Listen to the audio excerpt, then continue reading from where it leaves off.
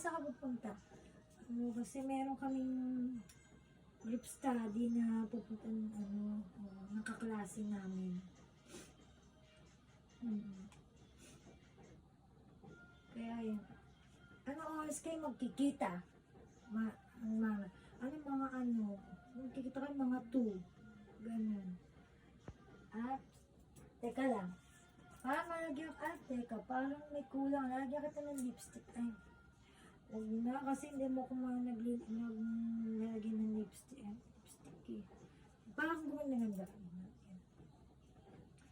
Ayan. Teka lang.